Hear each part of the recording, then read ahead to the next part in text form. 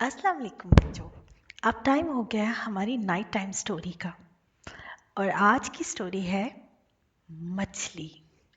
चलिए पढ़ते हैं। हज़रत यूनुस अलैहिस्सलाम अल्लाह ताला के एक बहुत ही बरगज़ीदा नबी गुजरे हैं। आपके वालिद का नाम मती और ताल्लुक़ कौम बनी इसराइल से था। इराक के मशहूर शहर नैनवा में रहते थे। अल्लाह ताला ने 28 वर्ष की उम्र में आप अलैहिस्सलाम को नबूवत अता फरमाई।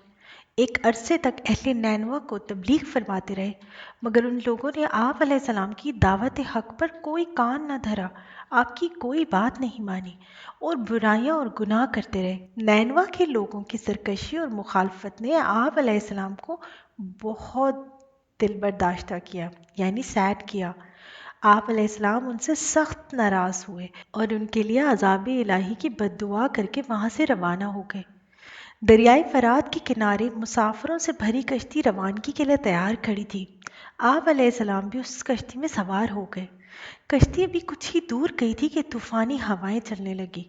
कश्ती डगमगाने लगी और उसके डूबने का खतरा पैदा हो गया। कश्ती के लोगों ने अपने अकीदे के मुताबिक ये सोचा।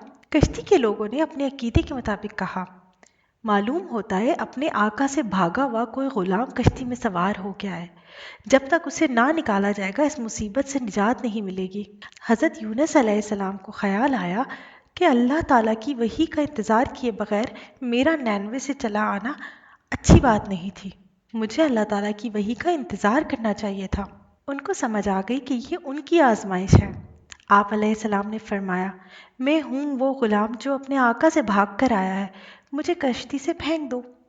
मगर मल्लाह और मुसाफिर आप अलैहिस्सलाम को जानते थे और नेक इंसान समझते थे। आपकी शराफत से मुतासिर भी थे। उन्होंने इनकार कर दिया। फिर तय पाया कि कुरा डाला जाए, यानी पर्चियां डाली जाएं। जिसका नाम उस पर्ची में निकलेगा उसको कश्ती से निकाल दिया जाएगा। पर्चियां डाली गई तो उसमें हज़रत यूनुस अलैहिस्सलाम का नाम निकल आया।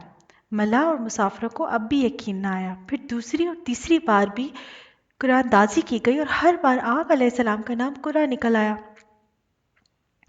मल्लाह और मुसाफिर आप अलैहिस्सलाम को कश्ती से निकालने पर मजबूर हो गए। फिर आप अलैहिस्सलाम ने खुद ही कश्ती से दरिया में छलांग लगा दी। अल्लाह ताला के हुक्म से एक बड़ी सी मछली ने फौरन आपको निगल लिया और अपने पेट में सालिम और महफूज रखा।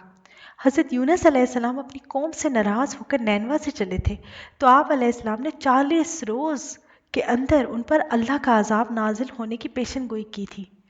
उनके कौम के लोगों को इस पर यकीन ना था और वो कहा करते थे, यूनुस कहते थे कि अजाब आएगा, अब तक तो अजाब नहीं आया, न जाने कब आएगा। मगर कुछ दिनों बाद अजाब के आसार नमूदार होने लगे तो वो परेशान हो गए और कहने लगे, हज़रत यूनुस अलैहिस्सलाम की बात गलत नहीं थी और आप अलैहिस्सलाम वाकई अल्लाह ताला के सच्चे पैगंबर हैं। चुनांचे उन्होंने तौबा की, अल्लाह पर ईमान ले आए और अजाब के टल जाने की दुआ की। अल्लाह ताला ने दुआ कबूल कर ली, उनकी तौबा कबूल की और अजाब उनसे टल गया। हज़रत यूनुस अलैहिस्सलाम मछली के पेट में जिंदा और वही इलाही का इंतज़ार किए बगैर अपनी कौम को छोड़ कर आने पर बहुत शर्मिंदा थे। आप अलैहिस्सलाम ने अल्लाह ताला के हुजूर अपनी खता की माफ़ी मांगी, अल्लाह से दुआ की, ए अल्लाह तेरे सिवा कोई माबूद नहीं, तू ही यकता है, मैं तेरी पाकी बयान करता हूँ, बेशक मैं ही खुद पर जुल्म करने वाला हूँ। अल्लाह ताला ने हज़रत यूनुस अलैहिस्सलाम की दर्द भरी दुआ सुन ली और उसे कबूल फरमाया। मछली को हुक्म दिया कि यूनुस अलैहिस्सलाम को जो तेरे पास हमारी अमानत है साहिल पर उगल दो। मछली ने हुक्म की तामील की। हज़रत यूनुस अलैहिस्सलाम बहुत कमज़ोर हालत में ज़मीन पर पड़े थे।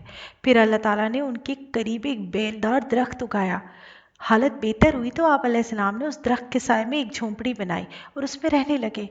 कुछ अरसे बाद उस दरख्त की जड़ को कीड़ा लग गया और बेल सूखने लगी।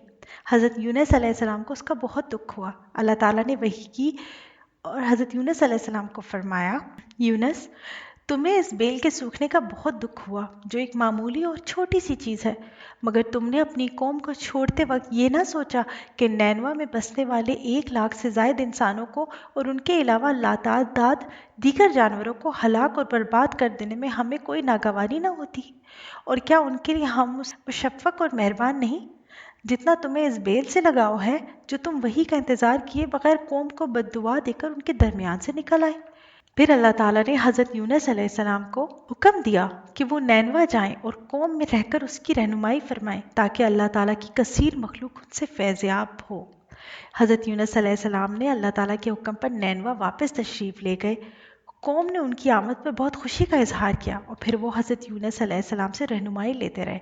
اس قوم نے دنیا میں بھی بہت کامیابی حاصل کی اور نیک عمل کر کے آخرت کے لیے بھی بہت سامان کیا۔ حضرت یونس علیہ السلام کے ان واقعات کا ذکر قرآن مجید کی سورۃ الانبیاء، سورۃ الصافات اور سورۃ القلم میں موجود ہے۔ تو بچوں، حضرت یونس علیہ السلام کی کہانی سے ہمیں کیا سبق ملتا ہے؟ ہمیں یہ سبق ملتا ہے کہ ہمیں اللہ تعالیٰ کی رحمت سے مایوس نہیں ہونا چاہیے، مشکلات میں صبر سے کام لینا چاہیے۔ اللہ تعالیٰ اپنے بندوں اور تمام مخلوق میں سب سے زیادہ محبت اور شفقت کرنے والا ہے اور ان کی بڑی سے بڑی نافرمانیوں کو دل سے توبہ اور آئندہ گناہ نہ کرنے کے سچے وعدے پر معاف فرمانے والا ہے۔ تو بچوں، آج سے ہم بھی اللہ تعالیٰ پر پورا بھروسہ کریں گے اور اگر کوئی غلطی ہو جائے سرزد تو اللہ تعالیٰ سے دل سے معافی مانگیں گے اور آئندہ کبھی نہ کرنے کا وعدہ کریں گے انشاءاللہ۔ چلیں اب سونے کا ٹائم ہے، آنکھیں بند کریں اور آرام سے سو جائیں۔ Good night.